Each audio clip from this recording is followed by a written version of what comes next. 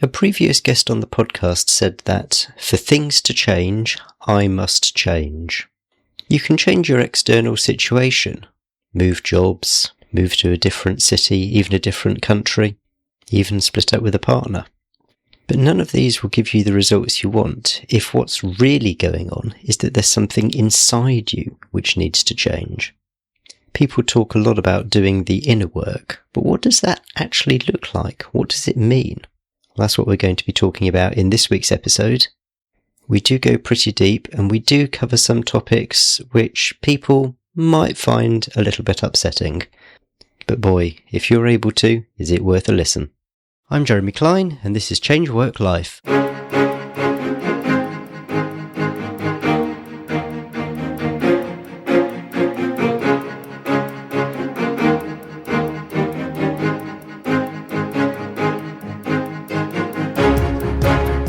Hello and welcome to Change Work Life, the podcast where we're all about beating the Sunday evening blues and enjoying Mondays again. I'm a career coach. You can find out more about that at changeworklife.com/coaching. And in each episode, my guests and I bring you tips, strategies and stories to help you enjoy a more satisfying and fulfilling working life.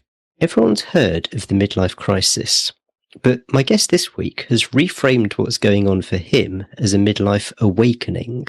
This episode is going to be a bit different because I'm talking to someone who's still very much in the thick of his own transformation. Whilst a full-time firefighter, Ty Humphries is on a journey of what he describes as recovery. Not from injury, not from addiction, but from disconnection. He's also the founder of Whole Man, a project which helps other men re-engineer their beliefs and values and clarify their own place in the world.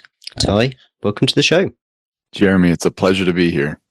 So I gave you a very brief introduction there. I am curious, how do you introduce yourself to others when people ask what you do? I love that question, man. That is beautiful. I'm kind of in a transition point right now where this question is actually at the forefront of my mind. When people do ask me, I feel like I'm transitioning into a new answer, and I feel like I'm caught in between the old answer and an answer that I'm developing in real time. The old answer was I'm a firefighter, I'm a dad, I'm a husband. And while those things are still extremely true about me, those things, especially the firefighter piece, doesn't feel like the most true thing about me. In a sense, it's where I make my money. And so in a physical sense, it still feels like it's very true for me. And yet there's a deeper spiritual, mental, psychological sense in which I'm transitioning away from that and moving into just more who I really am. And part of how I answer that now is I am a person who offers to create space and protection for people's remembering. And there's so much more there, but that's kind of the gist right now of what I want to say more. I still feel a hesitancy in myself because I don't do that. I don't make money doing that. I don't do it professionally necessarily, and yet that's what my soul longs to do. And I do it on a regular basis. I just don't get paid for it. You described there about whether something was the most true or not, which I thought was quite interesting because it sounds like for you, in this context, truth isn't a binary. It isn't something is or isn't true, but it sounds like much more of a continuum. Can you maybe develop that a little bit? Yeah, it feels like layers to me. It feels like there's just a deepening happening in my life.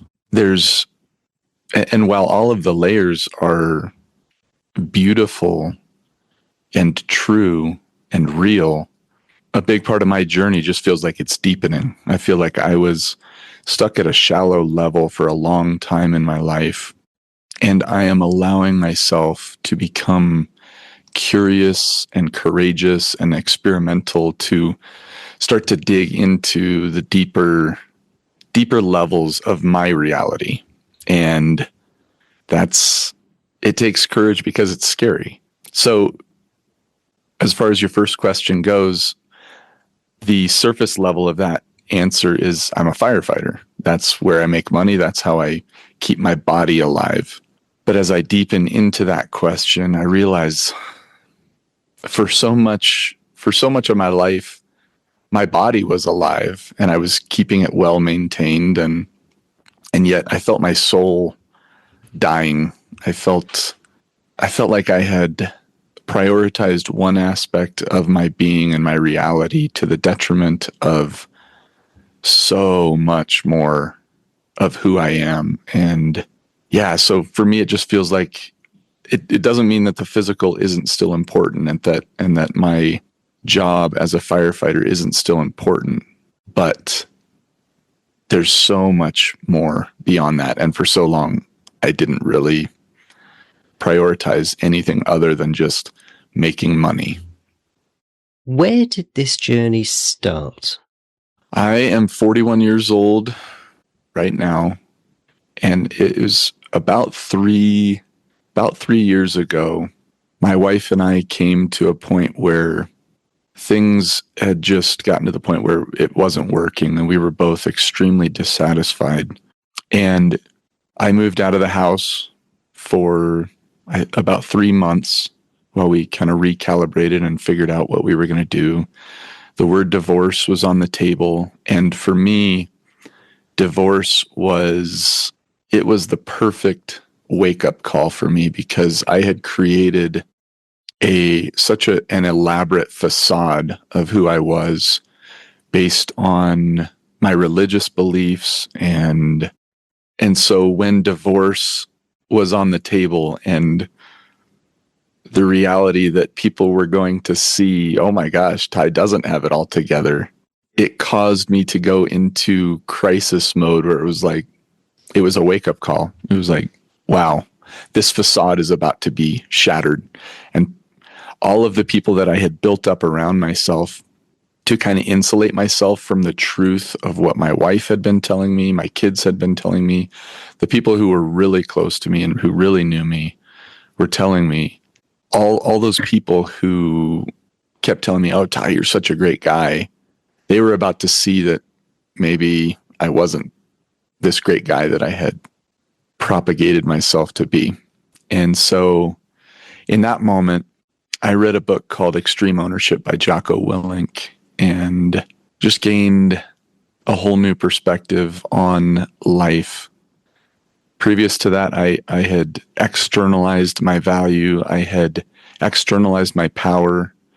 And after that book, I realized my life is my responsibility. And so, yeah, that crux moment where my wife was like, I am done, I can't take this anymore, was the start of this journey for me.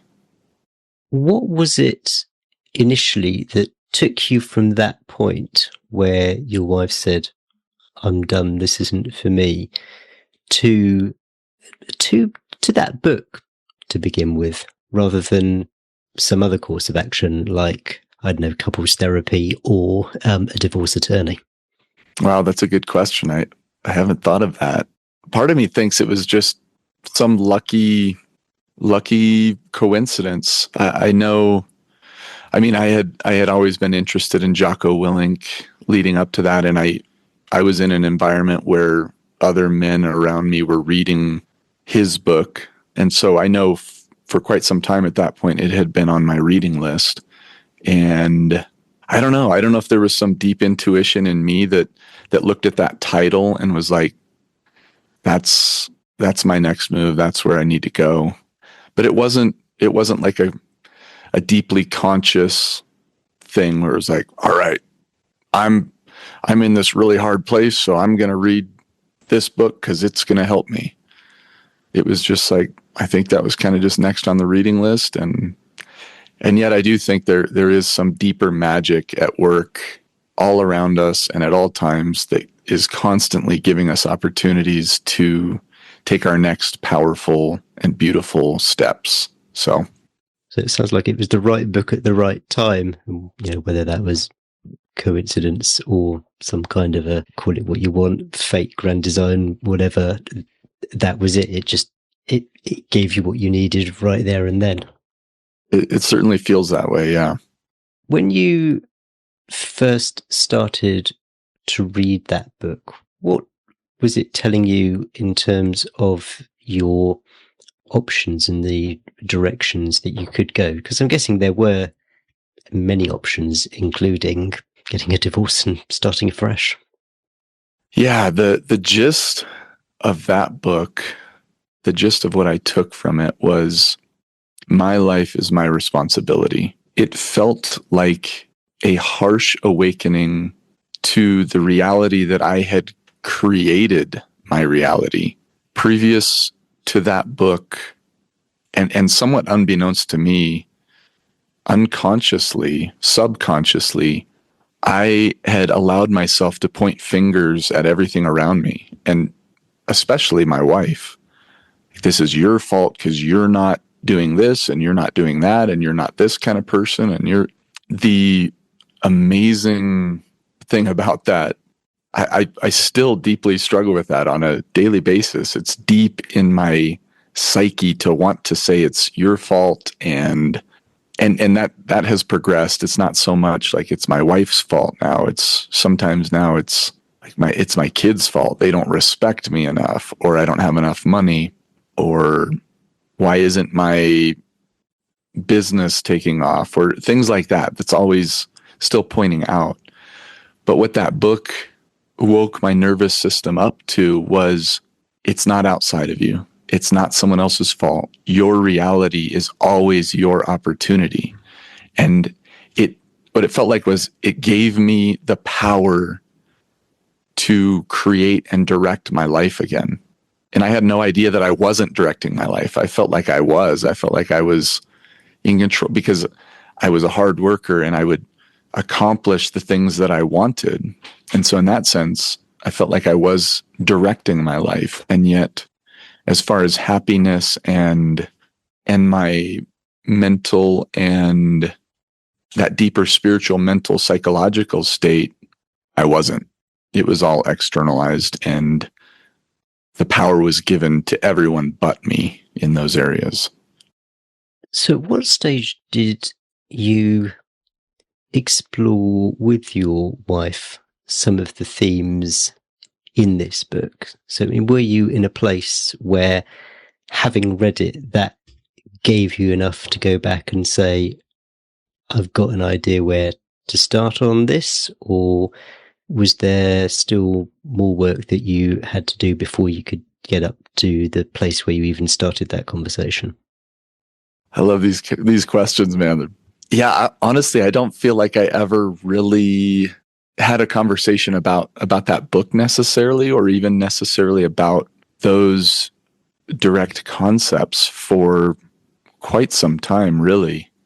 It's been, like I said, about probably a little over 3 years at this point. And I feel like my wife and I are the conversations that we have now are unbelievable. And looking back, I don't think I could have ever imagined that we would have the type of conversations we do have today on a very regular basis. But it doesn't feel like it was like a clear moment where it was like, all right, I read Extreme Ownership. Here are the principles, and here's what.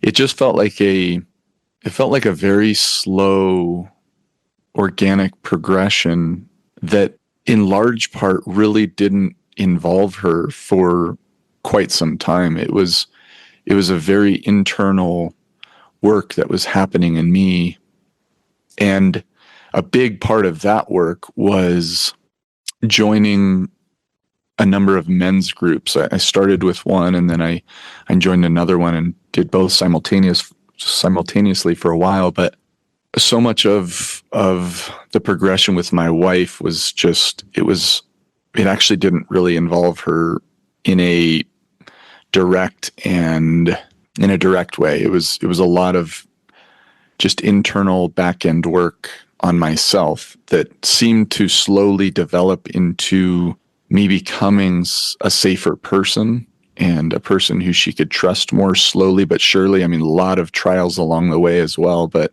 yeah, I feel like we're still having that conversation today.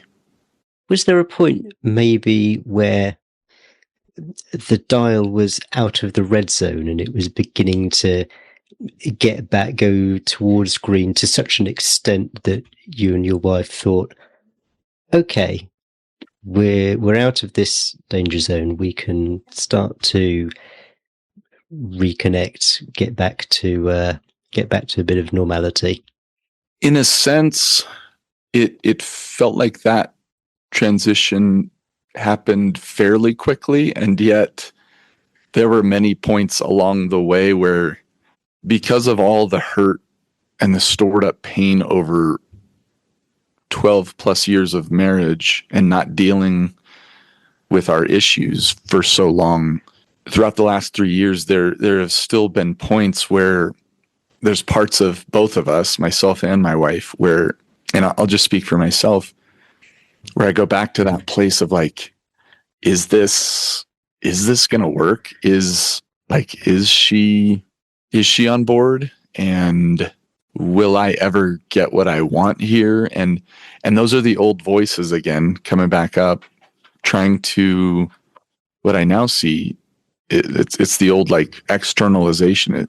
It's her job to do something to make me feel a certain way and all that kind of stuff. But I moved out for about 3 months, and yeah, during that 3 months, we stayed in communication, and at the 3 month mark, somewhere around there, I moved back into the house. I didn't sleep in the bedroom that she slept in. So it was another couple months of me sleeping in another bedroom. But I would say after that 3 months, it felt like we were back on a path towards connection and growing together. You mentioned men's groups. Tell me a bit about what that is, what they were. The first group was a larger, more just a really robust group called the Bulletproof Husband. And they have a really solid framework, a module system that you can kind of go through at your own pace. They have daily group calls with coaches and men who have gone through a lot of the same things that I had gone through. And it was the thing for me there was that it was a safe, and I like this distinction. It wasn't a safe place, but it was a protected place. It was a place where I felt loved and protected. Not that it was safe, because as I brought my reality and my struggles to that space, there was direct feedback, and it wasn't just gentle and kind, and it was direct, and it was like, that's not okay. But it was protected in that no matter what I said, I was loved. And there was a whole new context that it was an innate valuing of every man there. No matter what you had done, no matter how far you had gone, what atrocities you had committed, you were still valuable, and you were still loved and protected. And that, being in that group, was just expedited my growth, to be in a space like that where I could be open and vulnerable, which is something that I wasn't allowed to be. I didn't allow myself to be for the previous 38 years of my life. There are some people who will hear you talk about men's groups and probably leap to a conclusion that this is something that has been labelled toxic masculinity, those sorts of men's groups. But clearly, from what you've described, that's not the case. I'm really interested to know, how did you find this group? And then once you'd found it, what motivated you to give it a go? Because this is clearly somewhere where you've got to be vulnerable and honest. Well, first, I want to to make a distinction. I don't think there is such a thing as toxic masculinity. I think those two things are oxymorons. Masculinity is a precious and beautiful gift to this earth and everyone who behold it.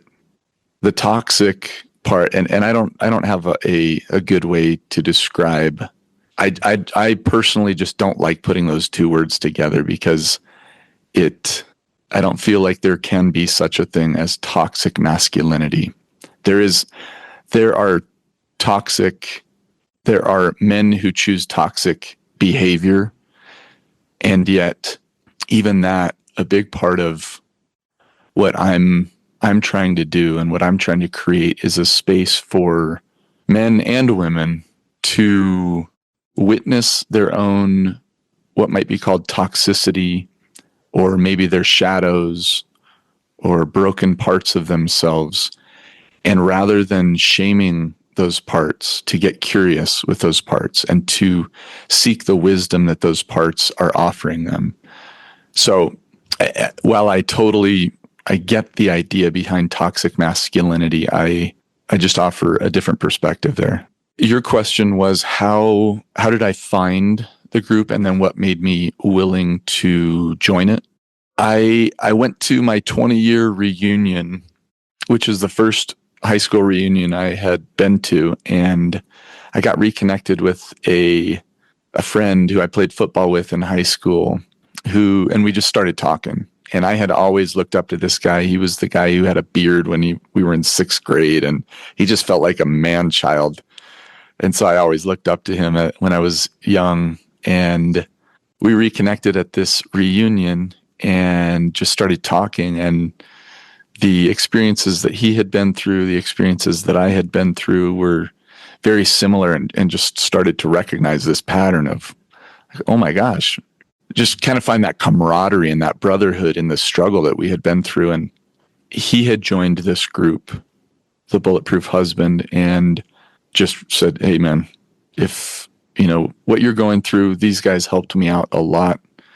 And so it took me a little while from that point to really, in a sense, get the courage to join. A big part of it was a financial commitment for me. I think it was $300 a month, which was kind of a big step for me. And yet, I honestly, I don't remember what kind of pushed me over the top to actually make that step, but I am so glad that I did. It was an investment in myself. I think that's another piece of all of this, is that I never felt like I was worth investing in unless the investment was going to result in me making more money. And that's kind of that discussion we were having earlier, just focused on I'm making money and I'm progressing in my career. And instead of like, no, I deserve to live a peaceful and joyful life. And this group that costs this amount of money is saying that they can help me find that. And I am deeply grateful, deeply proud, and the men in that group will forever be a beautiful and precious part of my journey. And I am grateful to them from the bottom of my heart. You must have had some doubts whether you were joining a cult, whether there were going to be some people in that group who weren't there with the best intentions. As someone myself who tends to overanalyze things, what kind of got you over the line? Yeah, there's definitely concerns there. I come from a deeply religious background where I took my religion very, very seriously for most of my life, and most of my life leading up to that point. And so I think part of what pushed me over the line was actually a recognition that this group and these guys, it wasn't a religious group. It wasn't, they didn't claim to have any religion that they were following. There were many people in the group, men in the group, who were religious and had their own faiths. But I think that was part of what attracted me to the group. Was religion had failed me miserably. And the fact that this was not a religious group was attractive. I think other than that, I had an introductory call. I got to kind of see some of the material that they were offering, and then just to be able to talk to this brother who I loved and trusted and looked up to, and hear his testimony about what he had experienced there, and actually hear some of kind of the practical experiences and tools that he had gained. I think that's such a big part of what I'm realizing is there's so much practicality and just basic, simple understanding and contexts and mind shifts and tools that are so readily available to us that we just weren't taught. The basics of life, like how do men and women interact? How are men in general? Obviously, that it's a spectrum and it's wide, but there are a lot of patterns, and that's a big part of what I learned in The Bulletproof Husband was just, okay, in general, when you say this, your wife will think this or feel this. And I got to test that out and find, okay, yeah, that's true in our relationship. It's not true but it gave me what felt like just some footholds on this cliff that I was trying to climb, and just in real practical terms. And that was really attractive to me. I was struck when you talked about the investment piece, and I remember one of the very early guests on my podcast telling me the importance of, for her, investing in herself.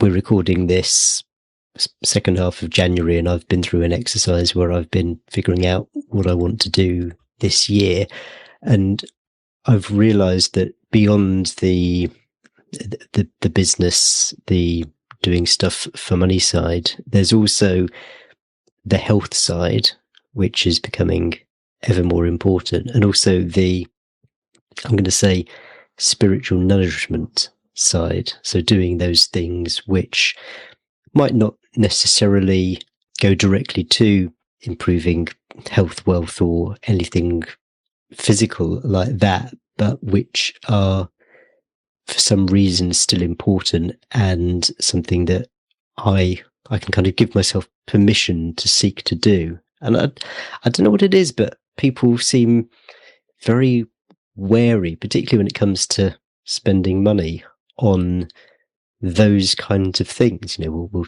we'll spend money on Netflix or on takeouts, but perhaps less so on these things which are all about personal maintenance. I totally agree. It seems like a big part of it is that our biology is, we have a biological mandate to keep this body alive, and there are immediate gratification tools like Netflix and McDonald's and these things that they are immediate gratification. And yet what we're building when we prioritize those things over our deeper realms of our being is we build up suffering. And I built up a lot of suffering in my life. And I now look back on that suffering was precious to me. The fact that I was, for the analogy, gorging myself on McDonald's and sitting on the couch watching Netflix and building this suffering of a lack of connection to who I really am and to the most precious things in my existence, my wife, my children, my own passion, my own desire, my emotions. All that was happening there was a building of a suffering that would eventually one day bring me to the point where my wife was like, I'm done. And that was the straw in the suffering that was like, oh, this actually doesn't work. This doesn't lead me where I want to go. And I look at all of that now, and that precious moment on top of it all, as a precious gift. And I experienced that suffering, and no one can take that away from me now. I experienced a level of suffering that I now, it's in me. It's a part of my experience. And I know I don't want to go back there. I don't choose to live those ways anymore. Doesn't mean that I do it perfectly by any means. I still like watching Netflix and having a Big Mac every once in a while, but I have an awareness now that it's different than it was before. It feels to me like everyone probably has their own suffering, and it's interpreting your own version which is important here. Because you read, a lot of these business books or personal development books or self-help books, and quite often they start with the personal journey about how the author got to a place where they were bankrupt and didn't have a dime in their account, or they had a major health scare when they were 32 years old, or there's some kind of big thing. And it's very easy to go, yeah, but that hasn't happened to me. I've actually been pretty comfortable.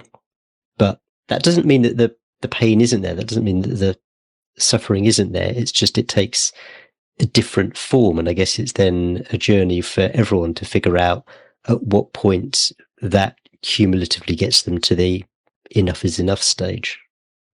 Yeah, I love what you're saying there, because I remember growing up in the Christian faith and witnessing people, these huge breakthrough moments, a murderer who comes and finds God and changes their life, and wow, what a conversion, what a major life transformation. And I remember feeling like, well, I haven't murdered anyone. I'm not. And the crazy thing was I was the exact opposite. I was the complete goody two shoes, always trying to walk the straight and narrow. Don't say any bad words. Don't have sex with anyone. Don't all of the things that I had believed were my path towards being good and being acceptable. And yet that was my suffering. And there's a sense in which maybe I suffered as much as that murderer. I just decided to take it in a different direction. I didn't go kill someone. And yet there's a sense in which I actually killed myself. I was killing myself all along that path. I was killing my desires. I was killing my emotions. And I've heard, I have a dear friend whose wife, this friend grew up very similar to me, very religious, and his wife grew up very different to the point where she was abused and treated very poorly. She looks at her husband with pity for the way that he was raised. She was abused physically. The way she looks at him was he was abused psychologically and spiritually. To be told that you're going to hell if you don't do things this way or that way, and the deep psychological trauma that has on a young child, that's what I have realized in my life. And I can now relate to that conversion story of a murderer who finds God, so to speak. I feel like I was the murderer of myself, and I have now found God, and I'm not interested in murdering myself anymore. I'm interested in discovering myself and experiencing myself. Is it always external factors that get you to that point, or can it be your own choices as well? So rather than being abused by a third party, could it just be, when I was young, I was a dumb schmuck who made bad choices which cumulatively affected me in the same way? I think there's a sense in which it's always the latter that you're talking about. There's always that aspect to it, in my opinion, from what I can tell. The internal suffering that we create, the stories that we tell. Yeah, it seems to me that life, while someone may be abused physically, and this kind of goes back to what we started off the whole conversation with, the prioritization of the physical realm and the physical world. We look at that person as having more reason or right to become what we would typically call bad or evil. They have more right to that because they were beaten or and I'm just recognizing that their physical body was beaten. My spiritual and emotional and mental body was beaten. For me personally, the way that came out was I became a kleptomaniac. I stole things constantly. I was addicted to pornography, the using of images and other people for my own pleasure. And I became someone who just shamed the people that I love the most, my wife and my children. So for me, it's such a deep conversation that would take so long, but someone who murders I was slowly murdering my wife and children on a spiritual and psychological level, just treating them so poorly. And I look at that and I'm like, I didn't know what else to do. I don't shame myself for that. I look back on it with great compassion because I wanted good things. I absolutely did. And yet I had no way, I didn't know how to create those good things. And that came from a belief system that started with, I'm bad, I'm evil, I deserve bad things. And in that sense, if I were to extrapolate that on the murderer, I have great compassion on people who do the things that our society deems as more evil than the things that I did. And I look at them like, I get it. The process that you've so far been on and continue to go down, using a housing kind of building analogy, is this about a refurbishment? Is this stripping back to the brickwork, or is this demolishing the entire house and building it back up again? That's a good question. To use the building analogy, I would say that this is what I'm playing with in my own exploration. Is I don't know if I can use the build. Can I riff off of that and just absolutely, yeah. Okay, so the way I see it is when we enter this world as little babies, my perception and my belief is that we enter perfect and pristine and infinitely beautiful. And very quickly, that building starts getting made. And it's some of the most influential factors and construction materials that go into the building of that new being are things like fear and what I would also describe as lies. And to me, it feels like a generational reality that is passed down from generation to generation.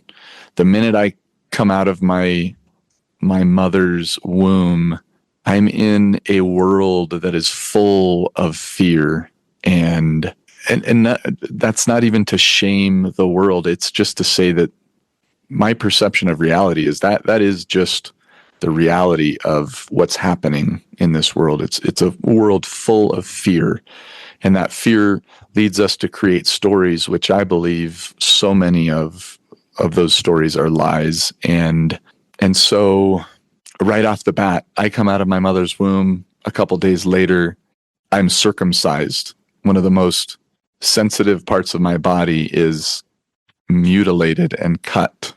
There's one example that just, it's like, what does that do to a 6-day-old psyche? I don't think any of us will ever truly know. And yet I in my journey, I've tried to explore where did the fear in me come from? And that's one of the points where I'm like, who knows what neurons fired in my brain as my penis was being cut as a little 6-day-old being. Like, this place is not safe. This is a scary place to be. And then you just start stacking and you start building on things like that. the way that my dad looked at me when I spilled some milk, and you just start building this building of fear and shame. And to answer your question, the process that I'm in now is deconstructing all of that fear, all of that shame, all of those lies. And I'm on a mission to return back to who I started as, which was just this beautiful being who was so full of desire and wonder and excitement and curiosity, and like, oh my God, look at where I am. The world could be seen in such a different perspective. And I'm returning to that. And my experience is so vastly different today than it was 3 years ago. And the crazy thing about that, to go back to the extreme ownership thing, is I get to do that. That's another piece of this for me, that I didn't realize that I got to choose what I create in my life. I didn't realize that I get to choose what I believe. I thought that, oh, nope, there's just truth, and it comes from the Bible and this pastor and mom and dad, and so I tried that way of life, and I tried it deeply. I went all the way there, as deep as I could, and it brought me to the place where I was a kleptomaniac, someone who was shaming the most precious people in my life, pushing them away. I got to the point where I didn't want to be on this earth anymore. I was contemplating suicide more and more and more. And thank God I had those precious moments where I was awakened and I had the right things line up to put me on a different trajectory and start to open me to a whole new way of perceiving what's happening here. Talk to me a little bit more about the fear aspect and how you're looking at those again. Where I'm coming from is that one of the things I'm doing at the moment is trying to encourage my daughter to be more independent when it comes to crossing the road. And there has to be I don't know whether you'd call it a fear or a caution, or at least a recognition that if you're not careful, then you can get hit by a car, which I think we can both agree that's probably not a great thing to happen. So is this about reframing stuff which is out there to keep you safe? Is it about creating a dividing line between the fears or the knowledge which is helpful and that isn't, and then how you come across that? Yeah, I'd be really interested to hear you riff on that a little bit. Man, I love that. I love that question. And I'm in the midst of playing with that in my own reality and my own existence as well, because I hear the concern there, and I have the same concern in my own life and with my own children. And so one of the things that I would say is that, or one of the tools that I use to explore things like this is my own experience. Our friend Mark Usher gave me the tool. He always talks about being a results-based practitioner. We're practicing life, and we're actively witnessing the results of our practice. And as I look back in my experience as a parent now for 14 years, I can see clearly that the times when I was acting out of fear as a parent, and they are many, numerous, constant, the result of fear-based practice led to the things that I didn't want to happen.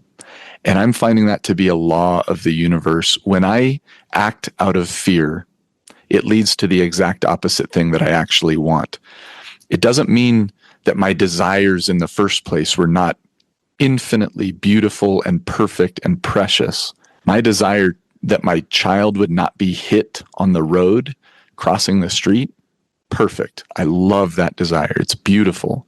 But when I inject fear into the way that I communicate that to them, my experience is that it actually leads to a greater probability that they will be hit.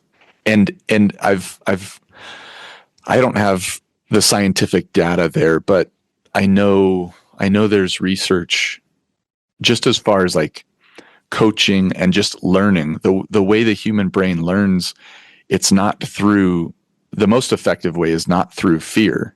It's through safety. And in that specific situation, the way that I would want to handle that would be first to recognize the fear in myself. Like, I'm afraid of my daughter walking across the street and getting hit by a car. And to explore that fear and to allow that fear to teach me the lessons that it has for me, and to allow that energy, in a sense, to pass through my body rather than bunching it up and holding it inside, like, and acting out of that fear. I want to allow that fear to pass through me. I want to experience it before it actually happens, in a sense, and to recognize that if that were to happen, I would be heartbroken. I would be devastated, in a sense. And yet, this is where more beliefs come in for me. My former beliefs were that, okay, well, that's done. She's either going to heaven or hell. Game over. I don't believe that anymore. And so for me, situations like that don't hold the power that they used to. I believe that there's something so unbelievably beautiful and magical happening in the fact that you and I are in this conversation, the fact that you are alive, the fact that your daughter is alive. She's in that body, but there's something so much bigger than that body happening there. And so for me, if my daughter gets hit by a car crossing the street, I will grieve deeply. And I now have the ability and I allow myself to feel everything that this life offers me. And at the end of that, I'm open to the mystery of what's actually happening here. I don't know where she's going to go or what's going to happen, but I have a deep belief that beautiful things are still happening, and she is still, and maybe even, I don't know, but maybe you understand what I'm saying. But if I can process all the way through that fear, what happens for me is then I get to the other side of that fear, and now I can sit with my daughter and explore reality with a curiosity and an openness that's like, hey, it allows me to slow down in that moment and to say, okay, we're standing at this side of the street. Look, cars are going by. And look, the light just turned and now they stopped. And look, the little walking man signal just turned on. What do you think that means? And maybe even sit there for 3 or 4 cycles of like, oh, wow, when do you think we should walk across? Oh, right now? Well, what would happen if you walked across right now when the cars are going by? And it just creates this beautiful, precious experience of learning and growing, rather than what I would have done in the past is just like, don't you walk across the street, right? Oh, can you imagine what would happen? You'd get killed. And it just, I have so much empathy and compassion because that's how I parented. And that's how I still do to a large degree. And yet I recognize that when I parented those ways, my children, I passed on more fear and I passed on more stress and angst. And now they're looking around as they walk through the world with this wide-eyed, like, oh my God, what's going to try and kill me next? Instead of, and what that does, in my experience, is it actually attracts, and it closes your mind down to be something that is more prone to be hit by something or to be taken advantage of. Or when we have an open mind, we can, like, I actually think that our vision actually opens, and I think there's science behind that. I don't know it, but when you're in a safe state of mind, I think that there's science that says that your vision actually allows you to see more and perceive more. So it's this, that's a long way to answer your question, but there's clearly been a huge amount of realization along the way. When you started out, and I'll let you decide whether that's started out with the book or started out when you first joined the men's group. I'm pretty sure, and correct me if I'm wrong, that you realised pretty early on that there probably wasn't ever going to be an end point. There'd never be okay, done all that, learned everything there is to know, no more exploration for me. But what did you think might be the checkpoints? What were the things when you first started that you'd be able to, I don't know, tick off or recognise as signs of progress? I have to say, Jeremy, I love talking to you, man. I love, and from the first time that we ever had conversations, I love the way you think. I love the way you ask questions. It's beautiful, man. You have an unbelievable gift, and I'm so grateful to have this conversation with you. For me, I don't think I had, again, it wasn't like a conscious looking into the future, other than maybe like, well, if my wife stays married to me, that would be a good thing. But I don't remember having because having those checkpoints in my conscious mind, because honestly, I think in a sense I was just a fish in water. And if you ask a fish, hey, how's the water today? He has no idea what you're talking about. And I feel like that's who I was. I was just so deeply immersed in the reality that I had created, the belief systems that I had created, that I couldn't see out into the future for what I wanted. And yet I would say that there was a deep, innate knowing. And I remember this as a kid, and perhaps you do too. I feel like when we're kids, and I've read authors who talk about this. When you're a kid, there's a knowing inside of you that you are a superhero, that there's something so beautiful about you that you just, and that, I think that gets converted at different stages with different people. But I remember feeling that feeling of like, I could do anything. I have such unbelievable power and so much energy and beauty inside of me that if I wanted to fly, I could, and you hear the stories of the kids who jump off of stuff thinking they can fly. And I remember doing that off the couch and feeling like I was flying. And at some point that gets taken away from us, and we give that away, I would say.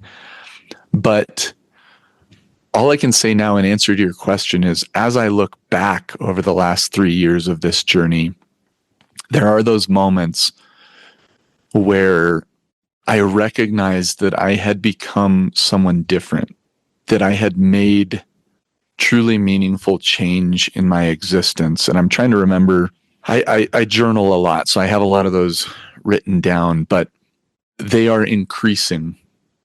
The further along on this journey that I go, those moments are becoming more normal, even to the point where it feels like it's becoming more of a weekly and sometimes even daily realization of what I'm creating. And I love my existence now.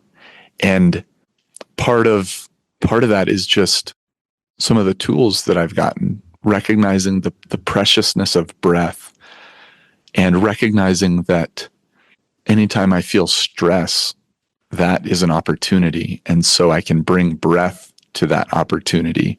I can slow down enough to take a deep breath and explore that and try to understand what's going on, be curious rather than afraid. And yeah, so it doesn't feel like it's a looking out into the future thing. It feels like it happens in the moment. But I wonder, that my curiosity now is sitting where I am right now and trying to answer your question for the future of me right now. I don't know that I even have, it feels to me like the things that I long for are fairly metaphysical. They're things like, I want to be a more deeply present person. I want to be a creator. I want to continue to be curious and courageous. I want to continue to find the fear that still lives inside of me and expose that and release it. And so, like, the specifics of how I'm going to do that, I have my tools and I have the way that I'm walking this journey, but I don't have like okay, when I make $1 million, then I'll know that I've become a different person. Or when my children graduate their PhD, then I'll know that I was a good dad. Like, that's not a part of how I'm experiencing this. You mentioned tools a couple of times. I'm interested to know practically what some of these tools are. So if someone has read the book or has participated in one of these men's groups, maybe let's turn to the men's groups. What are one or two of the things that you actually did which have led to some of these changes in yourself? Yeah. I would say one of the things that I actually did that I think is extremely valuable is to just gather a group of people around me who were supporting me. I think that's one of the most powerful tools that I have created in my life. And I am no longer a part of those. I was a part of 2 specific men's groups. I'm no longer a part of either of them. And yet the relationships that I made in those spaces, I meet with 5 men from one of those groups on a weekly basis. We've formed together and said we need to continue this, even though we're done with this kind of structured space that someone else was structuring. We are going to continue on our path together. And I have men from the other group who I'm in communication with on a weekly basis as well. So for me, that is one of the most powerful tools that I created in my life. Some of the things that we did in those groups, one of the first things that comes to mind, which is, it's interesting, it still holds some kind of embarrassment or a hesitancy in me to even share, but it's moving my body, dancing or flowing my body, allowing my body to express what it's feeling. And in one of the group where I learned more about that and took my first steps in that world was with Mark Usher in Heroic Husbands. And Mark would challenge us and give us these exercises, and we would do it together as a group. So it was like, you were with each other one of them was just move as slowly as you can and just try and feel your body as much as you can. And then some were like vigorous, letting the anger out and just screaming and flexing and jumping. And then some were more of like a sensual flowing type, but moving my body. Like I was so ashamed of my body, so ashamed to move it in any kind of way other than just walk from point A to point B. All right, I'm here now. Let's accomplish the next. So that was a huge one. I think breath is another unbelievably powerful and precious superpower that every human being on this earth has.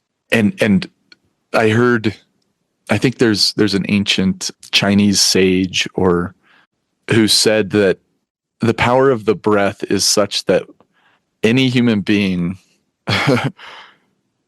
could experience the pleasure, like orgasmic type pleasure, within 3 breaths. And that things like that just kind of piqued my curiosity. And then, breath work is such a huge, huge thing these days, at least as far as I can tell. And that just led me to start to explore breath more. And I have had some of the most pleasurable breaths. And it's so available. That's something that I'm realizing, is that the superpowers of humanity are, I have a new definition for superpowers, and the definition includes things like it's always available to you in every moment. It's always available to everyone in every moment. It's things like vulnerability. It's things like breath, things like slowing down, things like movement and curiosity and courage. They're these things that are available to all of us all of the time. And yet we think that the superpower is making $1 million. We think that the superpower is finding the trophy wife and creating this incredible business. But the superpowers, they're always like, we can do them at any moment and all the time. And I think the crazy thing is that when we employ those superpowers, the $1 million, it either comes or it doesn't, but we're not focused on it. We're not affected by it because we're living so beautifully in this present moment that it's like, I don't need $1 million. I love getting to talk to Jeremy Klein. I love getting to be vulnerable here. I love getting to take a breath and remember the truths and the beautiful experiences that I've had on this journey. I don't need $1 million right now. I love being right here with you. You give me the impression of someone who, the longer you've been doing this, the more comfortable you've got with describing it to other people. So what it looks like, the sorts of things that you do. But I'm guessing that maybe early on, there was a time where maybe there were doubts in your mind about whether this was something which a person like you did, whether it was a manly thing to do. Firefighter still, I think, has a bit of a reputation as being quite a macho profession. And also whether there was more hesitancy about telling other people what you were doing. So were those two things true for you? And at what stage did they flip? Absolutely. They were absolutely true for me. And I think still are to a far lesser degree than they were. But I don't know that I don't know that I can give like the moment that they flipped. I think they're still flipping. I think it's a constant flipping. As I take courageous curiosity into the darkness of my being, as I explore and I use my fear and my emotions and my beliefs as my guide to courageously and curiously explore my existence, I find every time that leads to more beauty and more openness and more love and more passion and excitement. Vulnerability is one of those things that was so unavailable to me for most of my life. Don't be vulnerable. That's not what a man does. If you're strong and self-contained, then things will go well for you. I experienced that things didn't go well for me. I didn't know that vulnerability was a factor when this kind of transition started to take place. But as I took those courageously curious steps on my path, I started to recognize that vulnerability always led to more beauty. And I have proven that 1,000 times now.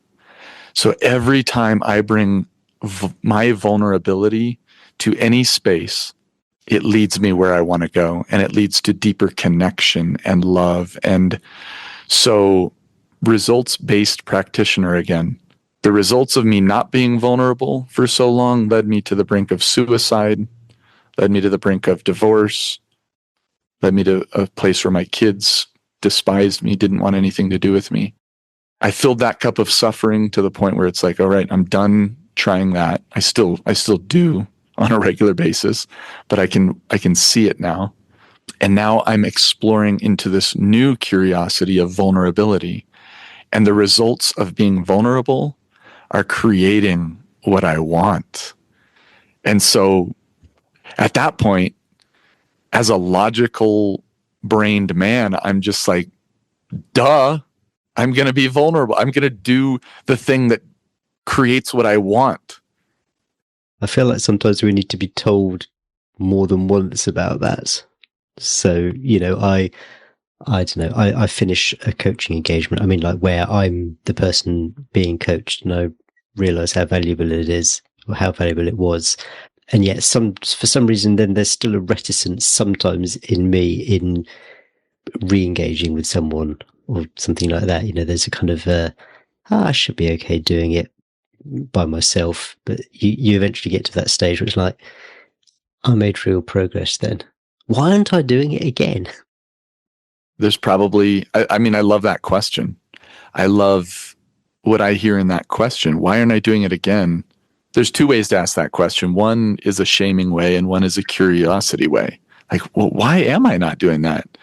The shaming way for me, and I do it constantly, is it shuts me down. The curiosity way opens me up. And I'm like, oh my gosh, that was so amazing. I loved that. I learned so much. I grew. Why? And actually asking the question honestly, why am I not doing that? Because there are reasons. There's always really good reasons at the bottom of truly curious questions. And they're always so precious. There's always so much wisdom on the other side of that curiosity. What reactions have you noticed from other people to you? And I'm interested to know if there's a distinction between the reactions from the people who really know what sort of stuff you've been doing, so like your wife or family, and those who maybe you haven't talked about it with and aren't aware of what you've been kind of doing on the side. I'll start with my wife. In general, she is the happiest I've ever seen her. She is the most fulfilled and joyful. I am witnessing her right now just blossom into this beautiful, beautiful woman. And it brings tears to my eyes to recognize just who she is remembering herself to be and who she's recreating herself to be. And there is a beautiful sense in which I have been a part of that. There's a sense in which I have led that. There's a deep sense in which she has led to my opening. It's this beautiful back and forth between us. Again, 3 years ago, I could have never imagined how precious my relationship with her could be and how beautiful it could be.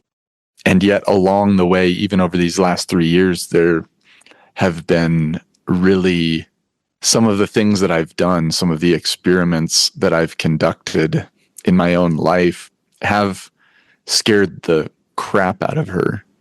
And she has come to me with that. She's a very, very open person, and she doesn't pull any punches. She expresses herself very well.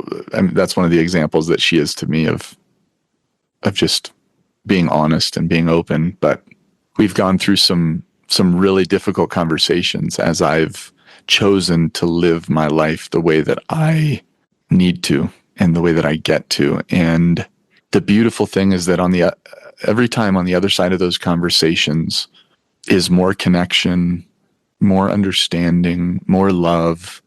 And it doesn't always end in agreement. It's not always like, oh yeah, now I see what you're doing and I'm totally okay with it.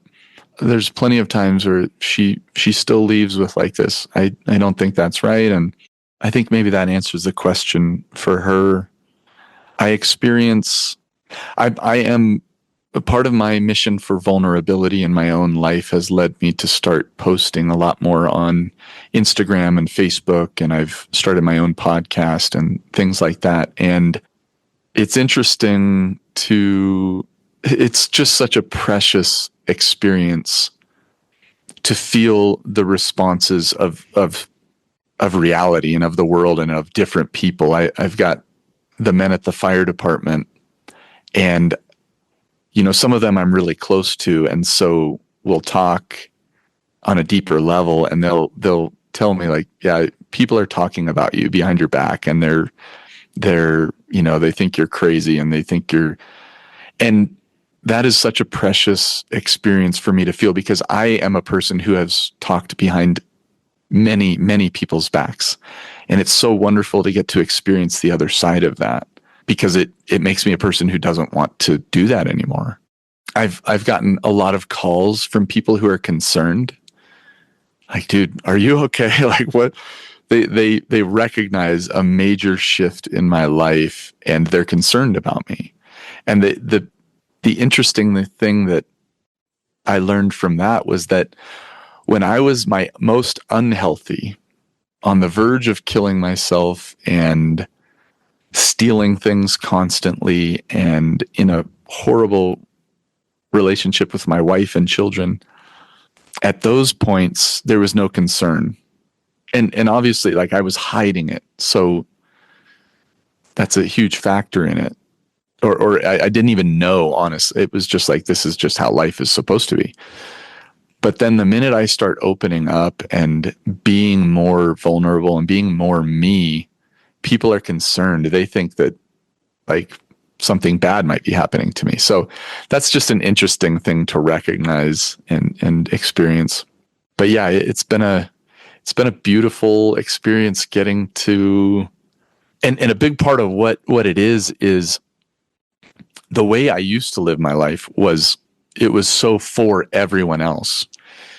If I'm here with Jeremy Klein, my mind is constantly thinking, how do I impress Jeremy? How do I say the right thing to make Jeremy like me? And just becoming this chameleon with everyone I was with. It was always about the external. It was always about the other person, or how this relationship could lead me to something better. I'm so much more free from that, to just be me and to just express. I don't have it all figured out. I've got so much more to learn. And I love that that's the case. And yet I also get to just express who I am in this moment. And in all of its messiness, in all of its silliness, in all of its confusion, I get to say what I think and believe. That vulnerability, for me, I believe, will lead to my next step and my next learning and growth and opportunity. So picking up on what's next, and when we were talking about checkpoints, you said it was quite hard to think about what the future might hold. But I'm going to press you on that anyway. So where could things be, say, a year from now? Or what are you curious about, what might be different, or whether something is different, say, a year from now? Yeah, I appreciate that. If I were to envision myself in a year, I see, just based on the trajectory of the last 3 years, I see an even more deeply connected marriage. I see a team aspect and an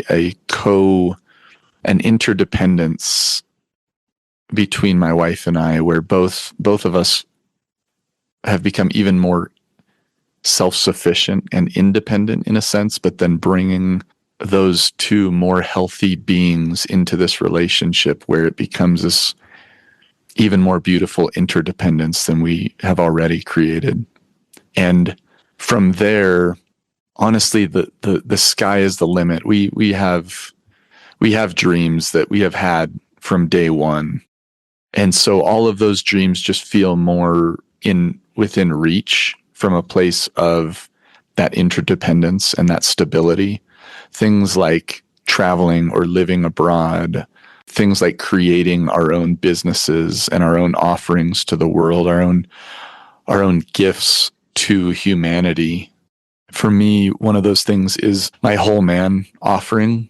That has been such a precious experience for me, and that's part of my vulnerability. It's part of my step into my vulnerability, is just saying, this is who I was, this is what I did, this is what I invested, and this is who I've become, and I'm just getting started. And yet I have this deep desire to provide space for other people to create who they want to be and to remember who they always were, in a sense. I'm going to continue to do my podcast. I'm going to continue to be vulnerable on Facebook and Instagram. And I'm going to continue to redefine that first question that you asked me and continue to mold and develop what is my gift to this world and to humanity. I also see a deepening relationship with my children. That is one of the main battlefields of my courageous curiosity right now is taking their feedback, learning how to connect with them more, how to support them more, rather than trying to create them and make them in my image and tell them what they should be and should do. I want to learn who they are and just be there to witness it and support it. So yeah, those are kind of generic, but I want to be creating. I want to be offering my vulnerability. I want to be more connected to the earth and to my people and to humanity than I am today. To the person who is listening to this and who perhaps identifies in themselves as being someone who might be more towards the beginning of your journey, so they're in that place where something's not right, something needs to happen, what's a first safe step that person can take? Oh, well, to that person, I would say, you are beautiful. You are precious. You are magnificent. You are innately intelligent. You are infinitely valuable. And anything that says anything other than that is a lie. And I think that's a great first step, is to witness any place that you don't believe any of those things that I just said. If there's any resistance to that, if there's any fear around that, or anger that comes up, or sorrow, or like, no, I'm not valuable, or I'm not wise, or I'm not intelligent, or if there's any reaction that you have to the statements that I just made about you, I think that's an incredible first place to start to explore. Because if you don't believe it, what is that creating? And how is that working out for you, as Mark might say? And if you don't believe it, just know that I'm here and I believe it for you. And I will stand in that gap for you because I know that it's true. You've mentioned the book that started this off, and you've mentioned a couple of men's groups that you've been a part of. I'm sure that there are lots of other resources either that you've been a part of or that you've consumed. I'd love to know whether any particularly stand out, which might be a good place for the person listening to this to start. Oh, man. Oh, yeah, there's so many wonderful resources. One of the most recent books that I read that is just, it is gold. It's called The Alchemist by Paulo Coelho. Have you read it, Jeremy? I haven't read it, but It's definitely been mentioned more than once on this podcast before, I think. Oh, yeah. Fantastic. Yeah, that's the most recent book that I read that I will read that at least once a year for the rest of my life. It is a precious story and parable for what I believe is available to every human being. Yeah, I think it's a great place to start. And assuming that you would like people to find you, where would you like to send them? Probably the easiest place is wholeman.org. That's my website, and from there you can find my YouTube, Spotify, Instagram, Facebook, all that different stuff. Awesome. Ty, I don't think I've ever had a conversation quite like this on the podcast. It's been a pleasure. It's been a privilege. It's certainly got me thinking. Thank you so much for coming on and sharing your story and sharing your wisdom. Jeremy, from the first time I got to talk to you, I loved you, man. You have such a precious gift that you are offering to the world and that you offered to me. And your wisdom, the way that you walk through this world, the way that you ask questions, and the way that you coached me in our times together was it gave me a whole, it shifted my mind, and I am forever grateful to you, and I love you from the bottom of my heart. I appreciate you saying that. Thank you so much. Okay, hope you enjoyed that interview with Ty Humphries. I don't think I've ever had a conversation with someone who has described in such detail the inner work that they have done.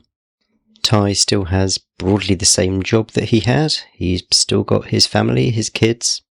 But it's clear mentally how things have shifted for him in quite a radical way. There was this wake-up call when Ty and his wife were having problems, and he realised he had to take this radical responsibility for the change within himself. Frankly, it sounds, at least on one level, completely terrifying. There's examining and uncovering any elements of shame. There's being vulnerable to people around you.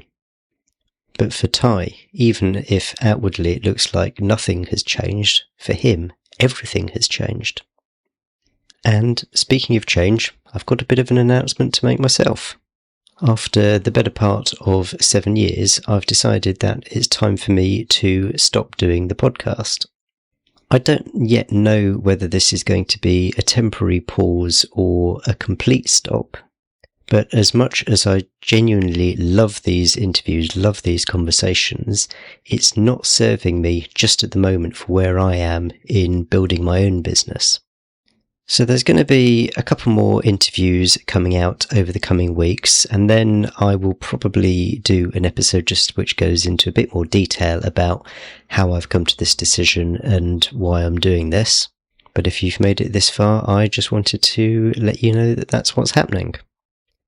In the meantime, the last 2 episodes are really going to be worth a listen. In 2 weeks' time, we're talking about toxic bosses. But we're not talking about the toxic bosses that you may experience at work. We're talking about the toxic bosses that live in your mind. You know, that person in your head who says, you're not good enough, you're not doing this right. So make sure you're subscribed so that you don't miss the last few episodes, and I can't wait to see you in 2 weeks' time. Cheers.